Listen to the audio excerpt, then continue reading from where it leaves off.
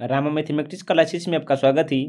आज देखेंगे हम इस वीडियो में 12/7/2018 में जो प्रश्न पूछा गया है हम उसी के बारे में देखेंगे। जो पेपर 2 है, बस आप इसी ध्यानपूर्वक देखिएगा और समझिएगा, और जो भी आपको महत्वपूर्ण पॉइंट लगे आप उसे अपने कॉपी पर नोट कर लीजिएगा, ताकि अगर यहाँ से प्रश्न बनी तो एग्जाम हॉल में छूटने की संभावना बहुत ही कम बने। आइए बिना समय ले तो ये सीधे बढ़ते अपने क्वेश्चन पर, ताकि समय की बर्बादी ना हो। देखिएगा क्वेश्चन नंबर हम थोड़ा सा जूम कर देते हैं ताकि आपको अच्छा से देख सके। देखिएगा एक मिनट, देखिए प्रश्न नंबर देखिएगा, जिसमें से हम देखेंगे इसमें समान अध्ययन, इसमें मैथ का जो क्वेश्चन होगा हम सिर्फ उसका आंसर बताते चलेंगे और जीके जीएस का हम डिटेल से सॉल्यूशन भी करते चलेंगे, जहां पर सॉल्यूशन की बात होगा। देखिएगा जिसमें से प्रश्न नंबर 1 क्या, तो सुनहरा चावल किस रोग के बचाव में सहायक होता है। क्या बोले हैं? सुनहरा चावल जो है किस रोग के बचाव के लिए सहायक होता है। तो याद रखिएगा इसका जो आंसर होगा यह जीरोपैथीलिया है। जीरोपैथीलिया है, ऑप्शन नंबर सी होगा, ऑप्शन नंबर सी को आप इसे ध्यान से याद रखिएगा। जीरोपैथीलिया जो होता है सुनहरा चावल में जो विटामिन ए में, जो विटामिन ए की कमी से होता है, आप इसे ध्यान से याद रखिएगा। क्वेश्चन नंबर देखिएगा दूसरा क्या, तो मॉन्ट्रियल प्रोटोकॉल किससे संबंधित है। मॉन्ट्रियल प्रोटोकॉल किससे संबंधित है। तो यह जो होगा ओजोन परत संरक्षण से, ओजोन परत संरक्षण से कौन संबंधित है, तो मॉन्ट्रियल प्रोटोकॉल संबंधित है। आप इसे ध्यान से याद रखिएगा। मॉन्ट्रियल प्रोटोकॉल की जो शुरुआत हुआ था क्या 16 सितंबर, क्या बोले हैं, 16 सितंबर 1987 को, 16 सितंबर 1987 को इसका प्रारंभ किया गया था। आप इसे ध्यान से याद रखिएगा, ये भी प्रश्न पूछा गया है। टाइफाइड या मियादी बुखार किससे फैलता है। टाइफाइड या मियादी बुखार जो है किससे फैलता है। तो याद रखिएगा या पानी खाद्य पदार्थ से, पानी खाद्य पदार्थ से फैलता है। ऑप्शन नंबर कितना होगा, तो डी होगा। ऑप्शन नंबर क्या होगा, तो डी। हाइजा, टाइफाइड तथा पीलिया, क्या बोले हैं, हाइजा, टाइफाइड और पीलिया जो हैं जलजन्य रोग है, अर्थात जल से होता है। आप इसे ध्यान से याद रखिएगा। क्या बोले हैं, हाइजा, टाइफाइड और पीलिया किससे होता है, तो जल से होता है। किससे होता है, तो जल से होता है। थोड़ा सा सर्दी हो लें उससे कोई भी दिक्कत नहीं है। जो भी हम प्रश्न करवा रहे हैं बस आप उसे ध्यानपूर्वक सुनते चलिएगा। क्वेश्चन नंबर 4 क्या, तो देखिएगा निम्नलिखित में से किसे स्वच्छ जल की मछली कौन है। स्वच्छ जल की मछली कौन है। तो याद रखिएगा यह जो होगा ऑप्शन नंबर बी है। एक ही रोहू और दूसरा ही कतला। ऑप्शन नंबर बी होगा, ए और बी दोनों होगा। आप इसे ध्यान से याद रखिएगा। क्वेश्चन नंबर देखिएगा 5वां, क्वेश्चन नंबर 5वां क्या है, तो देखिएगा रोहू, कतला, सिल्वर फिश, काइट फिश तथा समुद्री घोड़ा जो है वास्तविक रूप से क्या है, तो एक मछली ही, एक क्या है, तो मछली ही है। आप इसे ध्यान से याद रखिएगा। क्वेश्चन नंबर देखिएगा 5वां क्या बोले हैं। क्वेश्चन नंबर 5वां जो है वानिकी अनुसंधान संस्थान कहाँ है।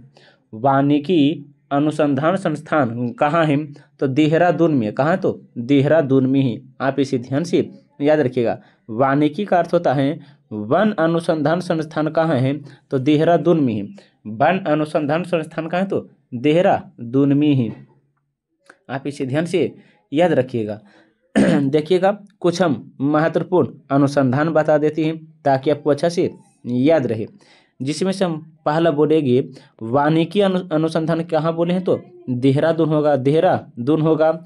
शीतसोन, क्या बोले हैं, शीतसोन वन अनुसंधान केंद्र कहाँ होगा, तो शिमला होगा। क्या होगा, तो शिमला होगा। और भारतीय मृदा, क्या बोले हैं, भारतीय मृदा विज्ञान संस्थान, भारतीय मृदा विज्ञान संस्थान कहाँ है, तो यह भोपाल में पड़ता है। कहाँ पड़ता है, तो भोपाल में पड़ता है। वर्षा अनुसंधान कहाँ पड़ता है? तो वर्षा अनुसंधान जो है, जो क्या है, जोरहाट, क्या तो वर्षा अनुसंधान जो है जोरहाट, जोरहाट कहाँ पड़ता है? तो असम में है। कहाँ है? तो असम में ही। आप इसे ध्यान से याद रखिएगा।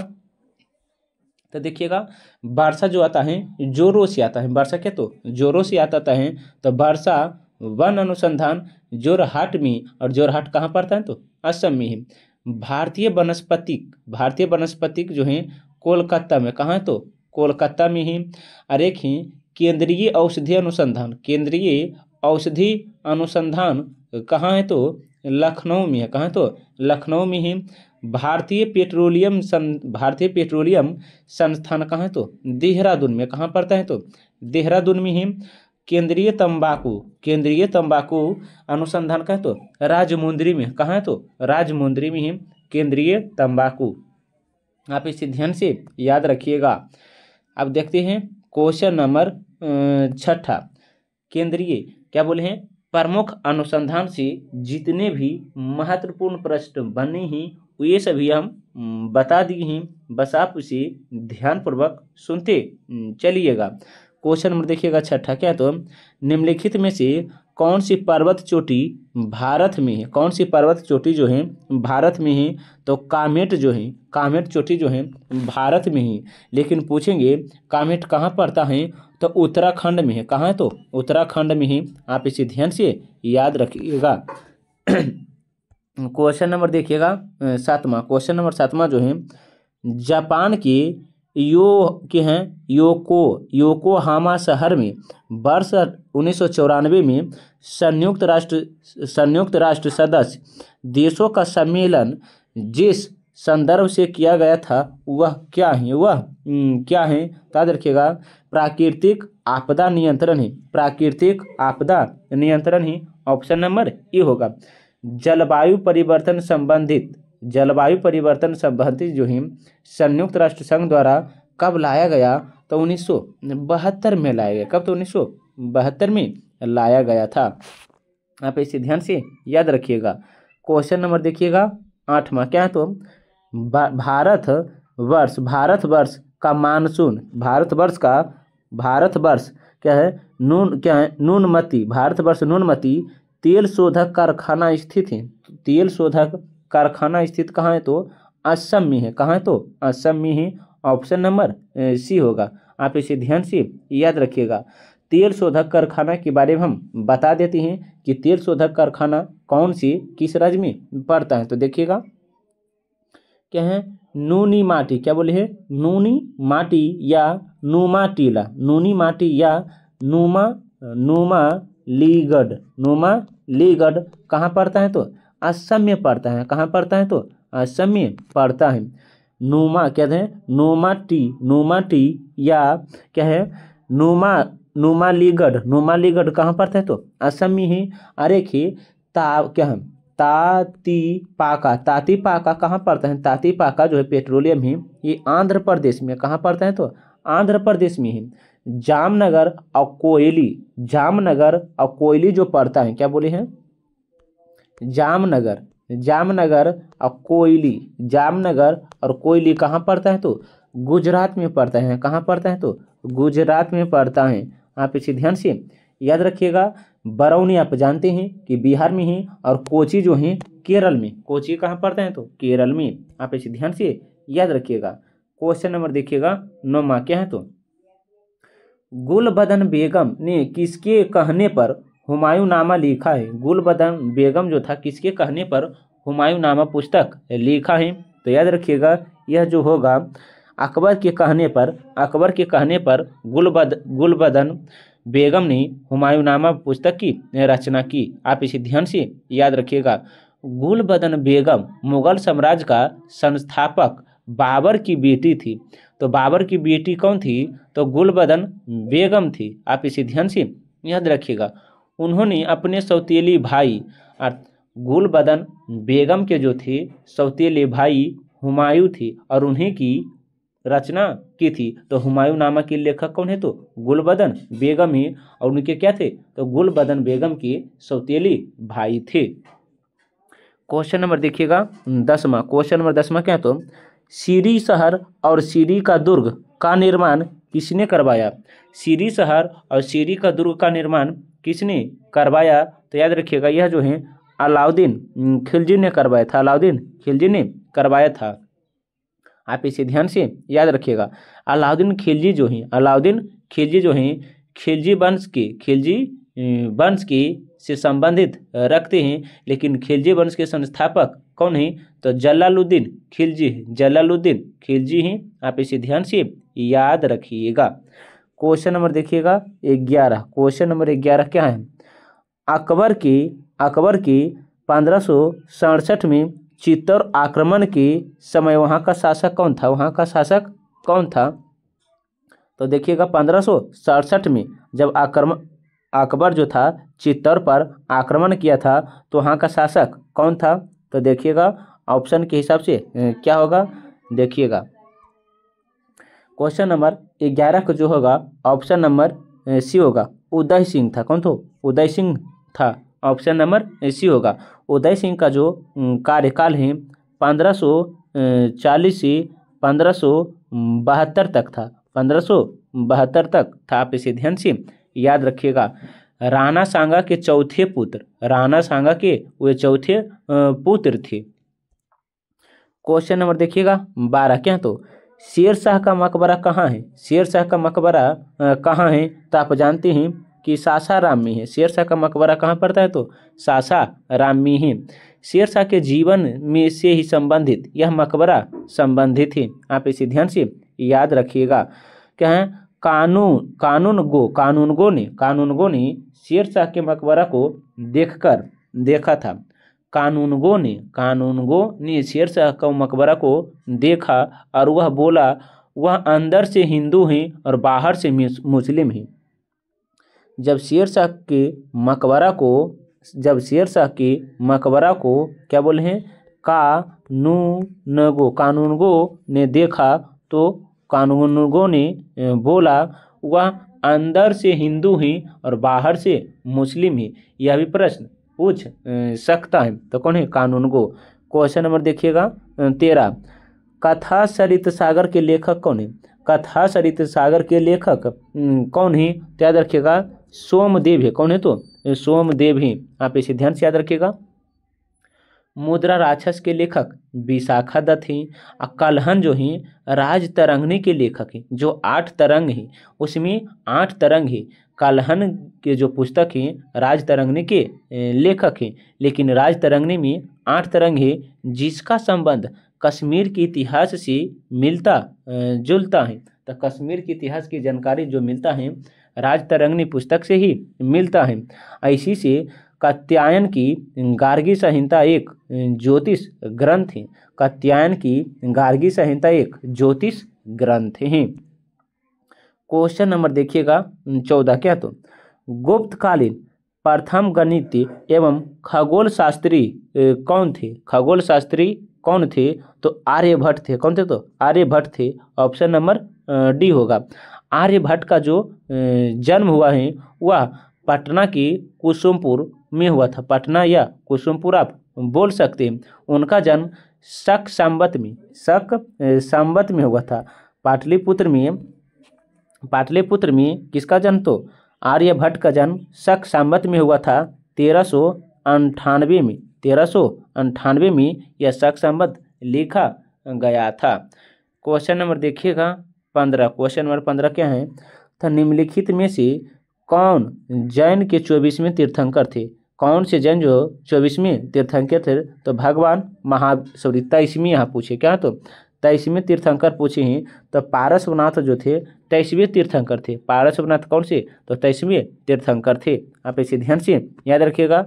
और भगवान महावीर 24, ऋषभदेव प्रथम तीर्थंकर थे। लेकिन पूछेंगे जैन धर्म के संस्थापक कौन है? तो ऋषभदेव है। जैन धर्म के संस्थापक कौन है? तो ऋषभदेव है। लेकिन जैन धर्म के वास्तविक संस्थापक कौन है? तो भगवान महावीर हैं। देखिएगा क्वेश्चन नंबर 16। क्वेश्चन नंबर 16 क्या है? तो निम्नलिखित में से किसने हिंदी भाषा को भारत की राष्ट्रभाषा के रूप में स्वीकारा और पहली बार स्वराज शब्द का प्रयोग किया है? और पहली बार स्वराज शब्द का प्रयोग किया है? तो स्वामी दयानंद सरस्वती थे। स्वामी दयानंद सरस्वती थे। ऑप्शन नंबर बी होगा। क्वेश्चन नंबर देखिएगा 17। अखिल भारतीय राष्ट्रीय कांग्रेस की अखिल भारतीय राष्ट्रीय कांग्रेस की प्रथम भारतीय महिला अध्यक्ष कौन थी? अखिल भारतीय राष्ट्रीय कांग्रेस की प्रथम भारतीय महिला अध्यक्ष कौन थी? तो याद रखिएगा क्वेश्चन नंबर 17 जो होगा option number C, Sarojini Naidu थे। कौन तो? सरोजनी नायडू थे। सरोजनी नायडू का जो जन्म हुआ था वह हैदराबाद में हुआ था। हैदराबाद में हुआ था। आप इसे ध्यान से याद रखिएगा। क्वेश्चन नंबर देखिएगा 18। क्वेश्चन नंबर 18 क्या? तो रविंद्रनाथ टैगोर ने सर की उपाधि क्यों लौटा दी थी? तो याद रखिएगा यह जो लौटाया गया था जलियांवाला बाग हत्याकांड के विरुद्ध में। ऑप्शन नंबर बी होगा। आप जानते हैं कि जलियांवाला बाग हत्याकांड 13 अप्रैल 1919 को पंजाब के अमृतसर नामक में हुआ था। और स्वर्ण मंदिर कहाँ है? तो पंजाबी में ही। स्वर्ण मंदिर कहाँ है? तो पंजाब में ही। आप इसे ध्यान से याद रखिएगा। जिसके कारण जलियांवाला बाग हत्याकांड के कारण जो ही रविंद्रनाथ टैगोर जो था वह सर की उपाधि वापस लौटा दी थी और महात्मा गांधी जो थी नाइटहुड की उपाधि वापस लौटा दी थी। आप इसे ध्यान से याद रखिएगा। क्वेश्चन नंबर देखिएगा 18 क्वेश्चन नंबर 19। और जलियांवाला बाग हत्याकांड को जांच के लिए हंटर समिति लाया गया था। क्वेश्चन नंबर 19 देखिएगा। 1937 ईस्वी में कांग्रेस मंत्रिमंडल के कितने प्रांत थे? 1937 ईस्वी में कांग्रेस मंत्रिमंडल के कितने प्रांत थे? तो यह जो थे 8 प्रांत थे। कितने? तो 8 प्रांत थे। ऑप्शन नंबर सी होगा। 1937 के दौरान कांग्रेस के 8 मंत्रिमंडल प्रांत थे। ऑप्शन नंबर सी होगा। ऑप्शन नंबर सी होगा। आप इसे ध्यान से याद रखिएगा। क्वेश्चन नंबर देखिएगा 20। भारतीय मुस्लिम लीग की स्थापना किस वर्ष हुई थी? भारतीय मुस्लिम लीग की स्थापना किस वर्ष हुई थी? तो आप जानते हैं 1906 में और 1885 में भारतीय राष्ट्रीय कांग्रेस की स्थापना की गई थी। 1905 में बंगाल विभाजन, स्वदेशी आंदोलन, बंगभंग आंदोलन यही सब हुआ है। आप इसे ध्यान से याद रखिएगा। 1907 में सूरत अधिवेशन हुआ है। 1907 में सूरत अधिवेशन हुआ है। आप इसे ध्यान से याद रखिएगा। देखिएगा क्या बोले हैं। तो भारतीय मुस्लिम लीग की स्थापना 1906 में हुआ था। 1906 में हुआ था। तब 20 का जो होगा ऑप्शन नंबर सी है। ऑप्शन नंबर सी होगा।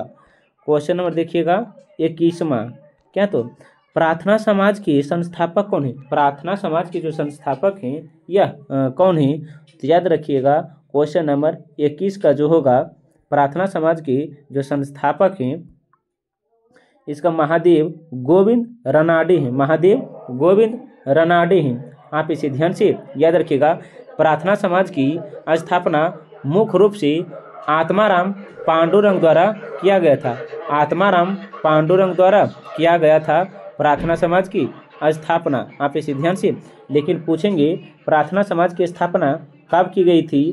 तो याद रखिएगा 31 मार्च 1867 को की गई थी। 1867 को प्रार्थना समाज की स्थापना की गई थी। अगर महादेव गोविंद रानडे आपको ऑप्शन में नहीं दिखेगा तो आप आत्माराम पांडुरंग मारिएगा। अगर आत्माराम पांडुरंग नहीं दिखा है तब महादेव गोविंद रानडे बताइएगा। क्वेश्चन नंबर 22 देखिएगा। महात्मा गांधी की दांडी यात्रा का प्रारंभ किस तारीख को हुआ था? महात्मा गांधी की दांडी यात्रा का प्रारंभ किस तारीख को हुआ था? तो याद रखिएगा यह जो होगा ऑप्शन नंबर बी 12 मार्च 1930 को। 12 मार्च 1930 को यह यात्रा प्रारंभ हुआ था। 78 सहयोगियों के साथ अहमदाबाद में साबरमती के किनारे यह बसा था और 6 अप्रैल 1930 को नमक कानून को तोड़ दिया। 6 अप्रैल 1930 को नमक कानून को महात्मा गांधी तोड़ दिया। 24 दिन में यह यात्रा पूरा किया था, जिसे हम 3 हफ्ता भी कह सकते हैं। क्वेश्चन नंबर देखिएगा 23, क्या है तो वर्ष 2011 जनगणना के अनुसार भारत में न्यूनतम जनसंख्या घनत्व कितना है। वर्ष 2011 जनगणना के अनुसार भारत में न्यूनतम जनसंख्या घनत्व कितना है। तो देखिएगा ऑप्शन कितना कितना दिया है, तो देखिएगा 1 मिनट। क्वेश्चन नंबर कितना होगा तो देख लीजिएगा। क्वेश्चन नंबर 23 का कौन सा राज्य पूछा है, कौन सा राज्य। तो देखिएगा 23 का जो होगा ऑप्शन नंबर, देखिएगा थोड़ा सा इस तरह हम कर देते हैं। क्वेश्चन नंबर 23 का जो होगा option number B, Arunachal Pradesh. Arunachal Pradesh में 17 व्यक्ति 1 किलोमीटर में निवास करते हैं। जनसंख्या घनत्व के मामले में कम है। और जनसंख्या अगर पूछेंगे सबसे कम कहाँ है तो सिक्किम में है, सबसे कम कहाँ है तो सिक्किम में है।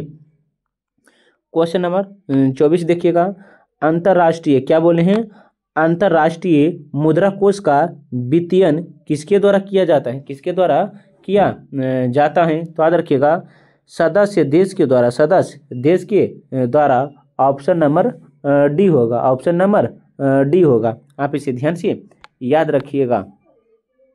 अगर हम इसी में पूछ दें जनसंख्या घनत्व के बारे में, हम अगर पूछ दें तो यहाँ से प्रश्न पूछ भी सकता है।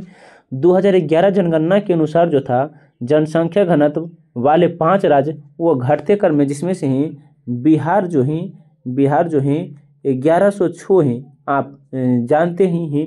उसके बाद पश्चिम बंगाल आ जाता है 1028। उसके बाद आ जाता है अपना केरल, अपना केरल जो है 860 है। उसके बाद आ जाता है अपना भाई उत्तर प्रदेश, उत्तर प्रदेश जो है 829 ही। उसके बाद आ जाता है हरियाणा 573 है। लेकिन न्यूनतम जनसंख्या वाले 5 राज्य जो हैं घटते क्रम में हैं। अरुणाचल प्रदेश जो है 17 व्यक्ति रखता है, 17 व्यक्ति अरुणाचल प्रदेश। मिजोरम जो अपना रखता है, क्या बोले हैं, मिजोरम जो रखता है, मिजोरम सिर्फ 52 व्यक्ति रखता है। लेकिन अपना जो है सिक्किम, सिक्किम जो है जो 3 तरफ से देशों से घिरा है, यह जो है लगभग में सिक्किम जो रखता है 86 व्यक्ति को रखता है। और मणिपुर जो है, क्या बोले हैं, मणिपुर 115 व्यक्ति को। नागालैंड जो है 119 व्यक्ति को रखता है, 119 व्यक्ति को रखता है। क्वेश्चन नंबर देखिएगा 25, क्या है तो बेरोजगारी और मुद्रास्फीति की संयुक्त घटक क्या कहलाती है। बेरोजगारी और मुद्रास्फीति की संयुक्त घटक क्या कहलाती हैं। तो याद रखिएगा 25 का जो होगा ऑप्शन नंबर सी होगा, option number C. Question number 26 देखिएगा, क्या है तो बैंक दर को बढ़ाने का प्रभाव कम हो जाएगा। बैंक दर को बढ़ाने का प्रभाव कम हो जाएगा यदि उसमें क्या शामिल किया जाए।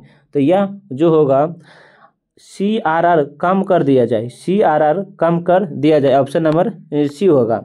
क्वेश्चन नंबर 27 देखिएगा, निम्न सार्वजनिक उपक्रम में कौन सा महारत्न नहीं है।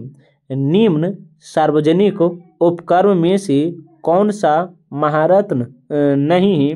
तो 27 का जो होगा ऑप्शन नंबर डी होगा, BACNL, ऑप्शन नंबर डी होगा। क्वेश्चन नंबर देखिएगा 28, क्या है तो निम्न में से बहुआयामी गरीबी सूचकांक के संबंध में कौन सा गलत है। हमें गलत पूछा है। तब प्रत्येक प्रचल को समान भार दिया गया, प्रत्येक प्रचल को समान भार दिया गया, ऑप्शन नंबर डी होगा।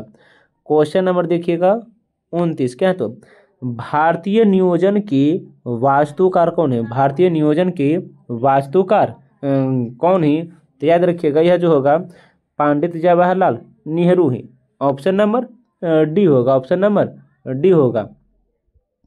क्वेश्चन नंबर देखिएगा 30, क्या है तो निम्न में से उनकी पहचान करें जो रिजर्व बैंक का कार्य नहीं है। कौन जो है रिजर्व बैंक का कार्य नहीं है। तो याद रखिएगा यह जो है जनता से प्राप्त जमाओं पर ब्याज देना, ऑप्शन नंबर सी होगा। क्वेश्चन नंबर 31 देखिएगा क्या है, तो तिलहन के उत्पादन में वृद्धि का कारण है। तिलहन के उत्पादन में वृद्धि का कारण है। तो यह जो होगा क्वेश्चन नंबर 31 का ऑप्शन नंबर बी पीली क्रांति है। क्या तो पीली क्रांति है। और श्वेत क्रांति आप जानते हैं कि दूध से संबंधित है। और नीली क्रांति जो है मछली से संबंधित है। और भूरी क्रांति जो है उर्वरक से संबंधित है। भूरी क्रांति किससे संबंधित हो, उर्वरक से संबंधित है। क्वेश्चन नंबर 32 देखिएगा, भारत के किस राज्य में शिशु मृत्यु दर सबसे कम है। भारत के किस राज्य में जो है शिशु मृत्यु दर सबसे कम दर्ज किया गया है, तो केरल में। ऑप्शन नंबर बी होगा, ऑप्शन नंबर बी। केवल 8 प्रति हजार, जबकि सबसे अधिक मृत्यु दर मध्य प्रदेश में 47 प्रति हजार है। 47 प्रति हजार है। एक पुरुष पर 47,000 जो है, सॉरी क्या बोले, भारत में सर्वाधिक कम शिशु मृत्यु दर वाला राज्य जो है गोवा है। कौन है, तो गोवा है, जहां पर शिशु दर केवल 8 प्रति हजार है। कितना, तो 8 प्रति हजार है। और शिशु मृत्यु दर मध्य प्रदेश में 47 प्रति हजार है। आप इसे ध्यान से याद रखिएगा।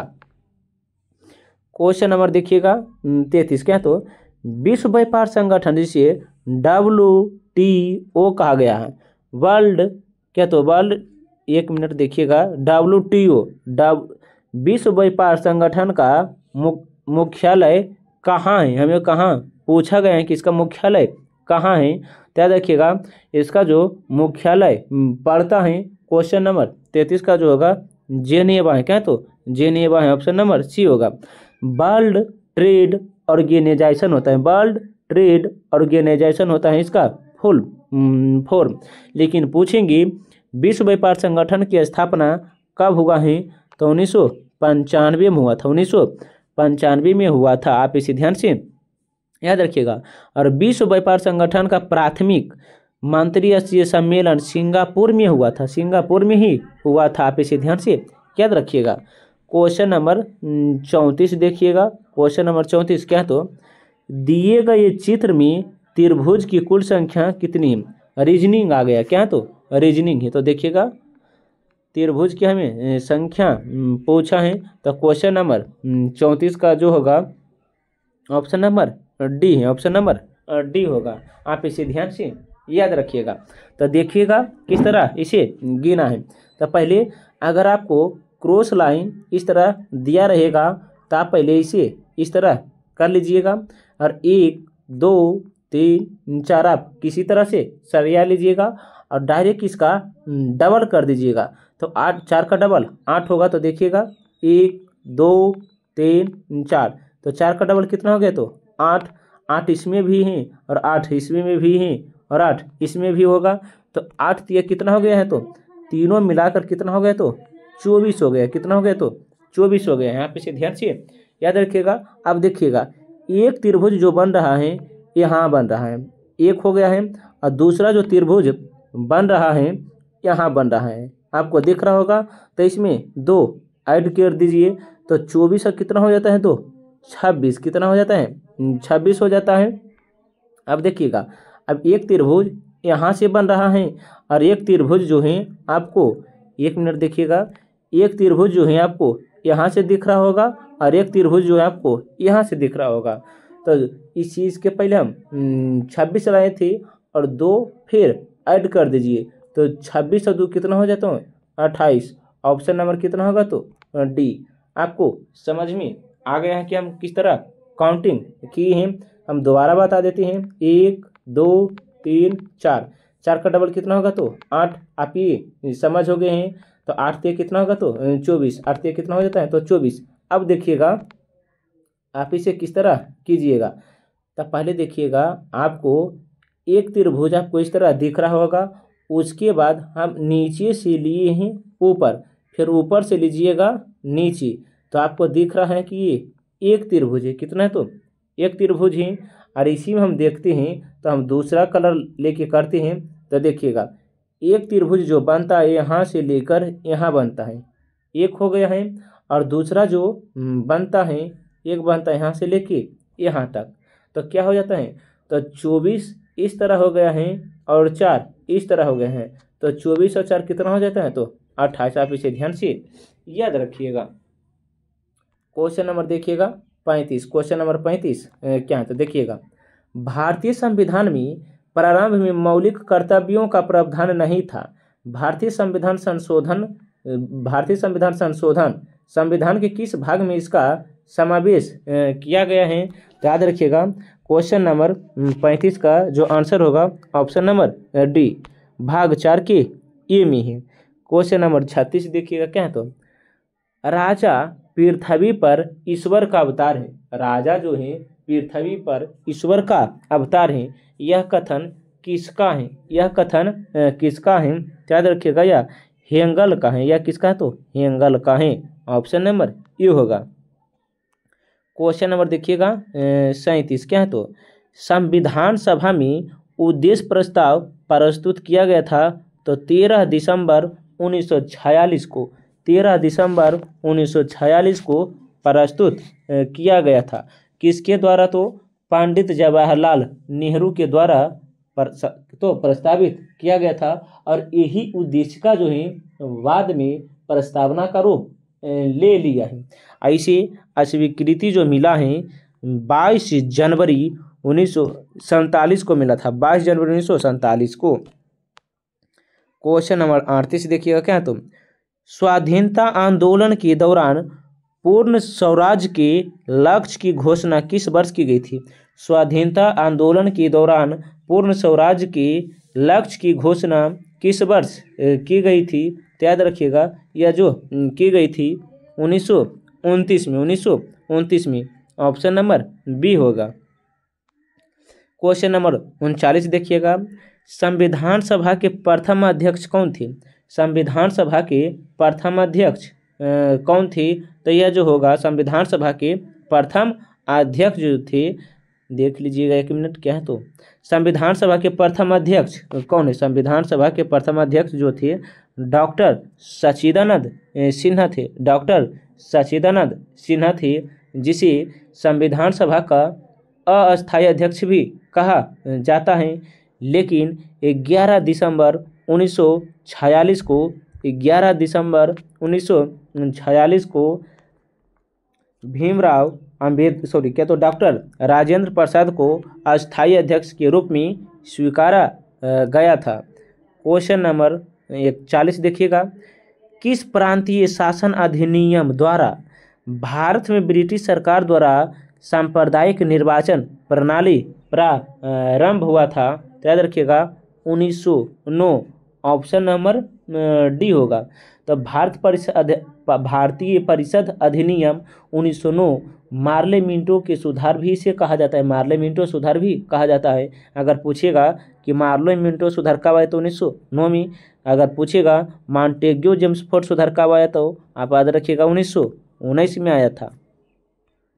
क्वेश्चन नंबर 41 देखिएगा। क्वेश्चन नंबर 41 जो है निम्नलिखित में से क्या भारत का नागरिक बनने के लिए आवश्यक है? निम्नलिखित में से क्या भारत के नागरिक बनने के लिए आवश्यक है?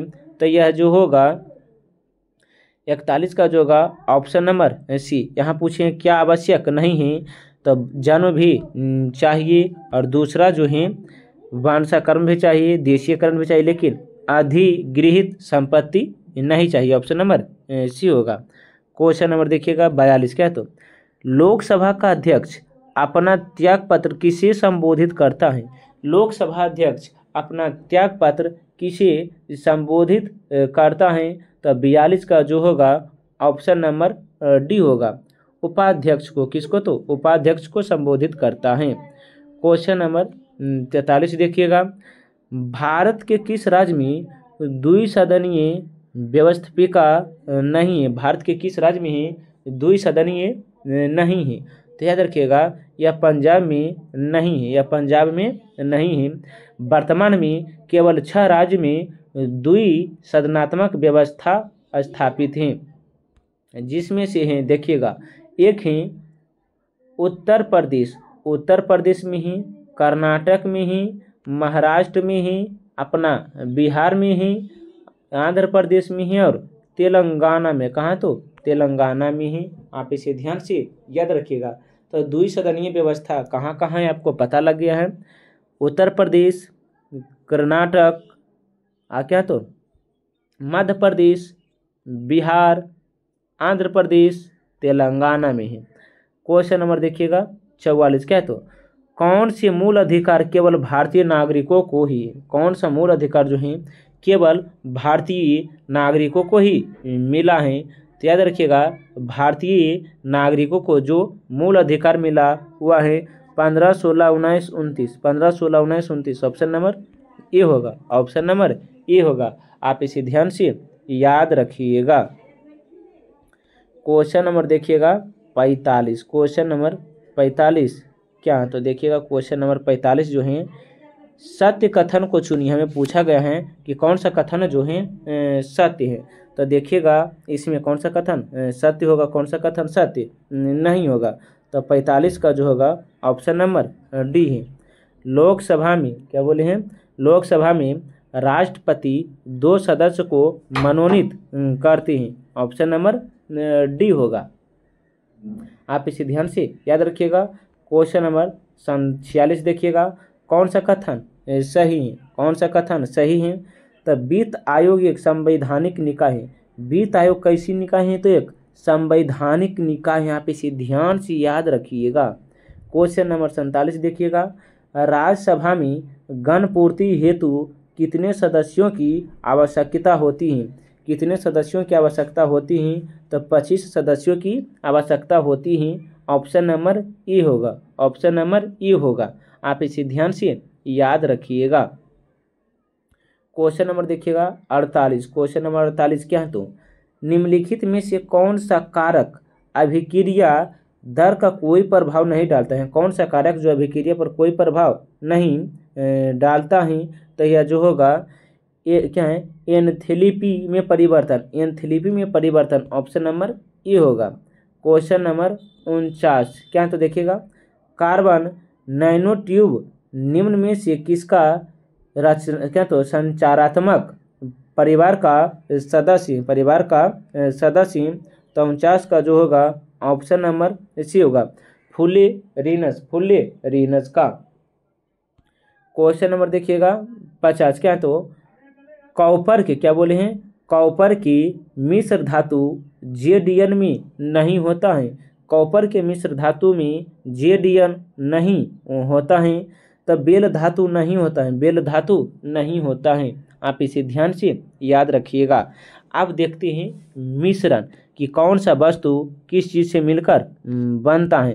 तो देखिएगा इसमें हम देखेंगे, अगर पूछेंगे पीतल क्या बोले हैं, पीतल जो है किससे मिलके बनता है, क्या बोले हैं, पीतल जो है कॉपर, कॉपर और जिंक से मिलके बनता है, कॉपर और जिंक से मिलके बनता है। जर्मन सिल्वर क्या बोले हैं, जर्मन सिल्वर जो है किससे मिलके बनता है। तो जर्मन सिल्वर जो है कॉपर प्लस जिंक और निकेल से मिलके बनता है। डच मेटल क्या बोले हैं, डच मेटल, डच मेटल जो है किससे मिलके बनता है। तो कॉपर जिंक क्या बोले हैं, कॉपर और जिंक। एक है गन मेटल क्या बोले हैं, गन मेटल, गन मेटल यह जो है copper plus zinc, copper plus zinc plus tin से मिलके बनता है। और एक ही कांसा, तो कांसा जो है तांबा प्लस टिन, तांबा प्लस टिन और क्या तो तांबा और टिन से मिलके बनता है कांसा, तांबा और टिन से। और एक ही टांगा क्या है, तो टांगा जो है टीन और लैंड से मिलके बनता है, टीन और लेड से मिलके बनता है। और एक ही रोलड गोल्ड, रोलड गोल्ड, तो आप इसे ध्यान से याद रखिएगा। रोलड गोल्ड जो है यह कॉपर और एल्युमिनियम से मिलके बनता है, कॉपर और एल्युमिनियम से मिलके बनता है। आप इसे ध्यान से याद रखिएगा।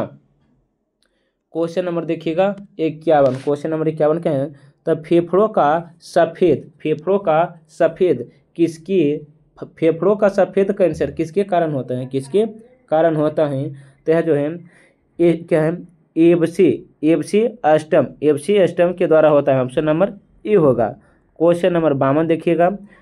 संसद की प्राक्कलन समिति है, संसद की कौन सी प्राक्कलन समिति है? तो यह जो होगा अस्थाई है। कौन? तो अस्थाई है। ऑप्शन नंबर ए होगा। क्वेश्चन नंबर 53 देखिएगा।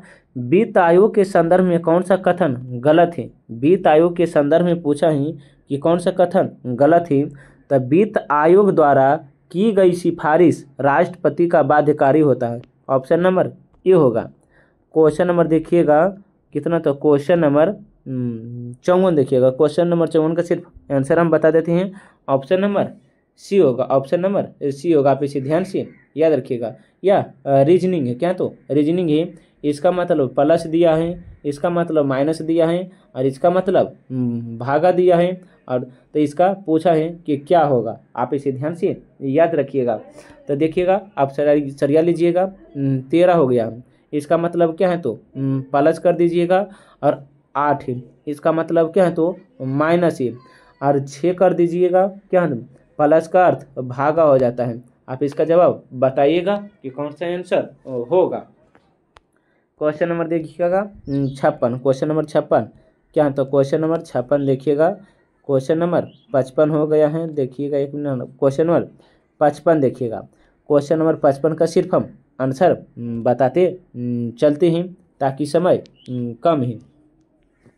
क्वेश्चन नंबर देखिएगा 55। क्वेश्चन नंबर 55 जो होगा ऑप्शन नंबर सी होगा 83। 55 का कितना होगा? तो सी ऑप्शन नंबर 83 होगा। आप बताइएगा कि किस तरह से बनाया गया है। क्वेश्चन नंबर देखिएगा 56। क्वेश्चन नंबर 56 का जो होगा ऑप्शन नंबर सी होगा 138 होगा। क्वेश्चन नंबर देखिएगा 57। क्वेश्चन नंबर 57 का जो होगा ऑप्शन नंबर सी माता है क्या? तो माता, ये ब्लड रिलेशन से संबंधित है। क्वेश्चन नंबर देखिएगा 58। क्वेश्चन नंबर 58 जो है इसका जो आंसर होगा ऑप्शन नंबर सी पूर्व होगा क्या? तो पूर्व या दिशा और दूरी से संबंधित है। क्वेश्चन नंबर देखिएगा 59। क्वेश्चन नंबर 59 का जो होगा ऑप्शन नंबर सी होगा। यह जो है अल्फ़ाबेट से संबंधित है। क्वेश्चन नंबर देखिएगा 60 क्या? तो क्वेश्चन नंबर 60 का जो होगा ऑप्शन नंबर ए 12:20। यह जो है घड़ी से संबंधित है। घड़ी प्रतिबिंब या दर्पण बोल सकती है।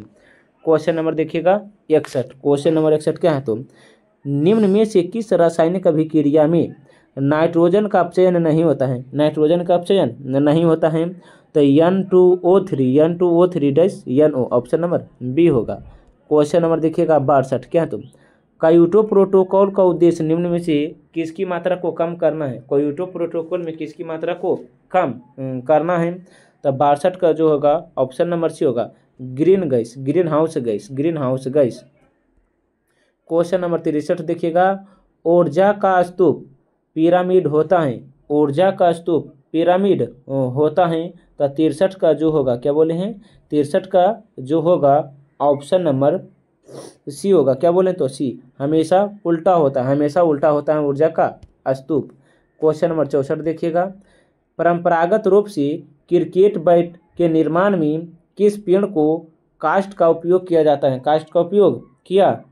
है? तो 64 का जो होगा ऑप्शन नंबर ए होगा बीलो क्या? तो बीलो। क्वेश्चन नंबर 65 देखिएगा। क्वेश्चन नंबर 65 क्या? तो भारत का राष्ट्रीय पुष्प कौन है? भारत का राष्ट्रीय पुष्प जो है नीलम्बो न्यूसीफेरा है, या इंग्लिश नाम दे दिया है। भारत का राष्ट्रीय पुष्प आप जानते हैं कि कमल है क्या? तो कमल है। इसका इंग्लिश नाम है नीलम्बो न्यूसीफेरा। यहाँ पे इसे ध्यान से याद रखिएगा। क्वेश्चन नंबर देखिएगा 66। जीव विज्ञान के पिता कौन हुए? जीव विज्ञान के पिता कौन है? तो यह जो है अरस्तु हैं। कौन है? तो अरस्तु हैं। क्वेश्चन नंबर देखिएगा 67 क्या है, तो निम्न में से कौन सा एक कूट फल है, पूछा है कि कौन सा एक कूट फल है, तो ड्रूप है, ऑप्शन नंबर बी होगा। क्वेश्चन नंबर देखिएगा 68 क्या है, तो कीटभक्षी पादप का उदाहरण कौन है, कीटभक्षी पादप का उदाहरण है नेपिनेथिज, नेपिनेथिज, ऑप्शन नंबर बी होगा। क्वेश्चन नंबर देखिएगा 69 क्या है, तो निम्नलिखित में से कौन सी शर्त 1813 के चार्टर एक्ट का अंग नहीं है, 1813 के चार्टर का एक्ट का अंग नहीं है, तो यह जो है चीन से कंपनी ने चाय व्यापार को सुरक्षित रखा था, ऑप्शन नंबर डी होगा, ऑप्शन नंबर डी होगा। क्वेश्चन नंबर देखिएगा 70, एक प्रकाश वर्ष बराबर होती है, एक प्रकाश वर्ष बराबर कितना होता है, तो यह जो आप जानते हैं कि एक प्रकाश वर्ष बराबर जो है 9.46 गुना 10⁻12 किलोमीटर होता है, ऑप्शन नंबर बी होगा। क्वेश्चन नंबर 71 देखिएगा, निम्नलिखित में से कौन सा नियम रॉकेट प्रोनोदन में शामिल होता है, तो 71 का जो होगा ऑप्शन नंबर सी, न्यूटन की तीसरा गति नियम, न्यूटन के तीसरा गति नियम। क्वेश्चन नंबर 72 देखिएगा, निम्नलिखित में से कौन सा ग्रह सौरमंडल के वैक्यूल कीनर की भांति कार्य करता है, वैक्यूल कीनर की भांति कार्य करता है, तो 72 का जो होगा ऑप्शन नंबर ए है, बृहस्पति है। कौन है, तो बृहस्पति है। कौन सा ग्रह सौरमंडल में वैक्यूम क्लीनर की भांति कार्य करता है, तो बृहस्पति होगा, बृहस्पति है। क्वेश्चन नंबर 73 देखिएगा, यदि वायु दाब पारे के 76 सेमी सामान्य दाब से कम हो तो पानी का तापमान उबालने लगता है, तो पानी का तापमान उबालने लगता है 100 डिग्री सेल्सियस से कम, ऑप्शन नंबर ए होगा।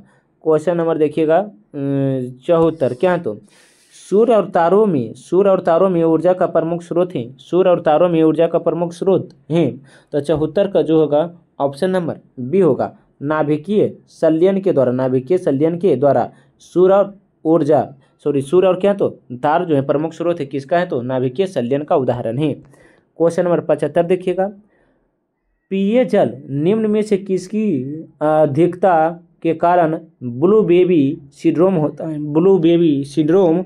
होता है, तो नाइट्रेट के कारण, ऑप्शन नंबर डी होगा, ऑप्शन नंबर डी होगा। आप इसे ध्यान से याद रखिएगा।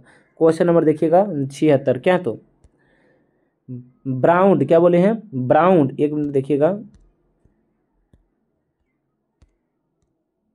क्या देखिएगा, ब्राउनलैंड रिपोर्ट जो सतत विकास के संदर्भ में है उसका क्या कार्य है, तो 76 का जो होगा क्या बोले हैं, 76 का जो होगा ऑप्शन नंबर सी होगा, आवर कॉमन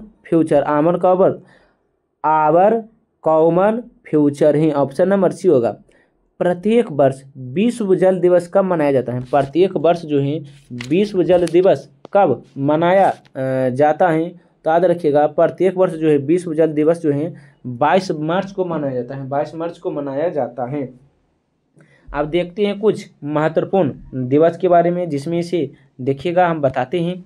एक ही विश्व जल दिवस 22 मार्च को मनाया जाता है, विश्व जल दिवस 22 मार्च को, और 8 मार्च को अंतर्राष्ट्रीय महिला दिवस, 8 मार्च को अंतर्राष्ट्रीय महिला दिवस, और 22 अप्रैल को विश्व पृथ्वी दिवस, 26 नवंबर को विश्व पर्यावरण दिवस, 22 मई को क्या बोले हैं, 22 मई को जैव विविधता दिवस, और 7 अप्रैल को विश्व स्वच्छ दिवस, 21 सितंबर को विश्व शांति दिवस, और 12 अगस्त को विश्व युवा दिवस, और 4 अक्टूबर को विश्व पशुपालन दिवस, और 5 जून को पर्यावरण दिवस मनाया जाता है। आप इसे ध्यान से याद रखिएगा। देखिएगा क्वेश्चन नंबर 78, मेघालय की गारो खासी जयंतियाँ निम्न में से किस फसल के उत्पादन के लिए जानी जाती हैं, किस फसल के उत्पादन के लिए जानी जाती हैं, तो संतरा के लिए जानी जाती है, ऑप्शन नंबर ए होगा। क्वेश्चन नंबर 79 देखिएगा, भारत में वन नीति 1952 में किस संशोधन के द्वारा लाया गया था, तो 1988। क्वेश्चन नंबर 80 देखिएगा, NEFA का फुल फॉर्म क्या होता है, तो यह जो इसका आंसर होगा, तो North East Frontier Agency, North East Frontier Agency ही ऑप्शन नंबर सी होगा, ऑप्शन नंबर सी होगा।